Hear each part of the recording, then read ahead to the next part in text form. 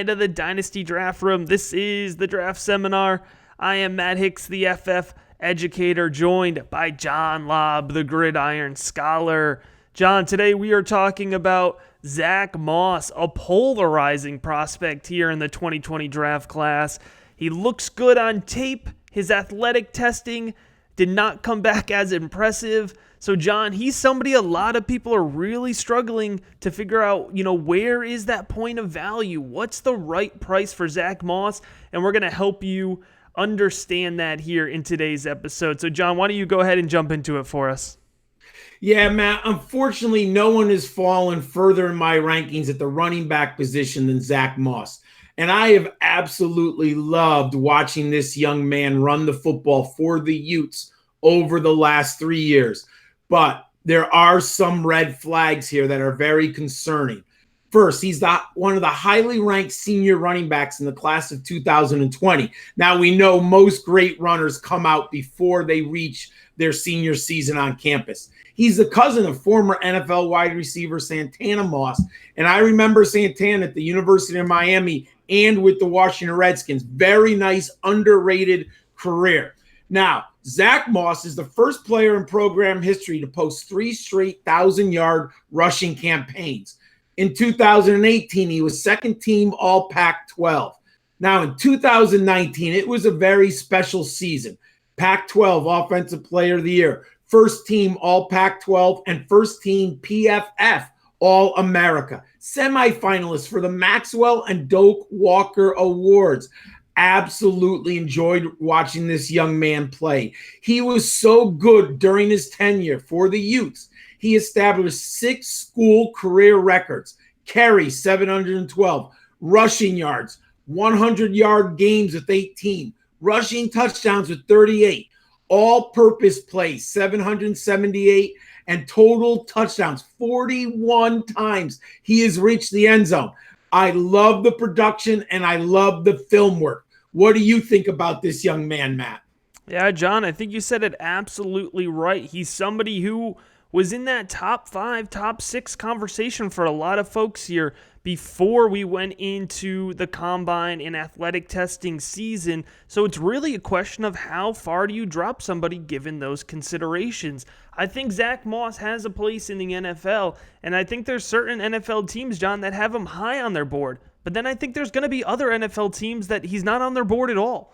So it's really going to come down to that cross point of value there throughout the NFL draft. Regardless, I think Zack Moss does have the potential to be an impact player in the NFL, but it's not a guarantee smash home run type potential like you see in some of these other running backs we've talked about. So, John, why don't we start with production? Then we'll jump into the tape here and we'll talk through Zack Moss a little bit more. So I was a Zack Moss truther all the way until about mid-January. Then I started to have a few concerns. He didn't go in the Senior Bowl and then the Combine. So now I still like him, but my expectations are definitely dampened, and I have some concerns, and there are some red flags in his profile. But first, 4,067 career rushing yards. We're looking at a bell cow runner. Yards per carry are very nice at 5.7. And he is a good pass catcher. He has 66 receptions on the resume. And I mentioned how good his season was in 2019 with all of the accolades. But the numbers were there. Yards from scrimmage, 1,804. And he was 30% of the Utes' team scrimmage yards. So very, very productive. But man, the combine, 40-yard dash, 4.72. That is a very big concern. Now, if he had a pro day where he could have knocked that down, that might have helped him a lot. But that is a red flag for a running back, and it's not everything. I understand. Now, we did not get a 3-cone drill, but his 20-yard shuttle is 4.37.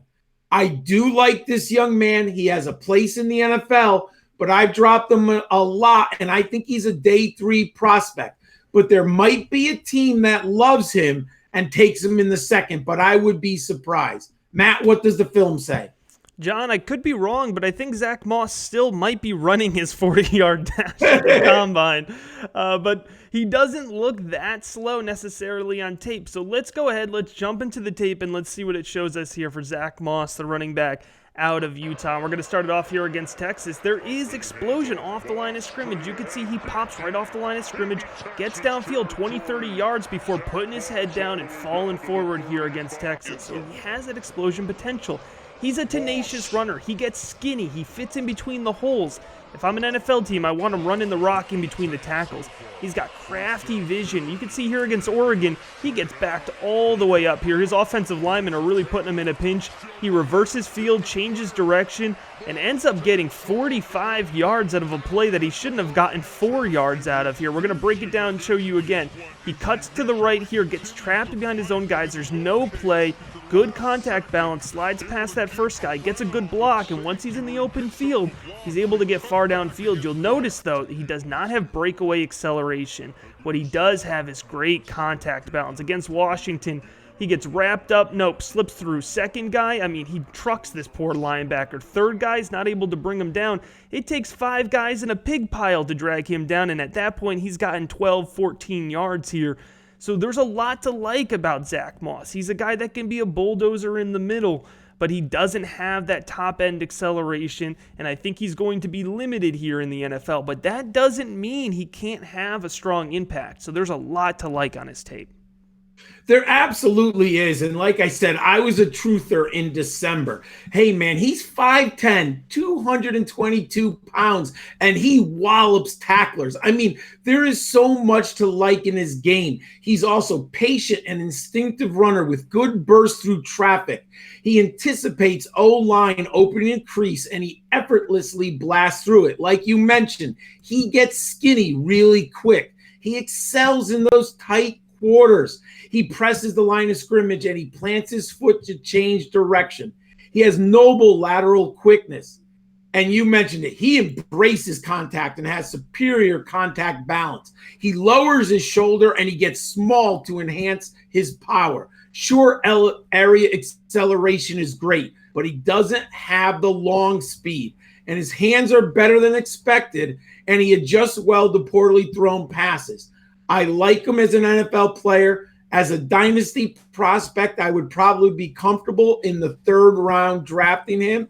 I think the value is going to be dependent on the franchise that he lands with, my friend. Absolutely, John. Here at the Dynasty Draft Room, we have him graded out at an 83.6. That does project him to be a mid-level starter here based on the tape grade, and that's something that we are very particular about here when we do out our grading. Until you actually go ahead and go through the NFL draft process and we get your landing spot and we understand your draft capital, we're not going to knock you down right away for athletic testing because we want to see how NFL teams value that athletic testing in comparison to your tape. So right now, Zack Moss is still technically graded out as a top 5 running back pre-draft for us. Now, I don't expect that to stay the same. He'll probably be somewhere around running back 8 or 10. But that certainly doesn't mean he should be off your draft boards. There could still be a great point of value here for Zack Moss. So he's a prospect you're definitely going to want to make sure that you have on your radar, and that we think that you are very smart for listening into this episode to get some knowledge on the man.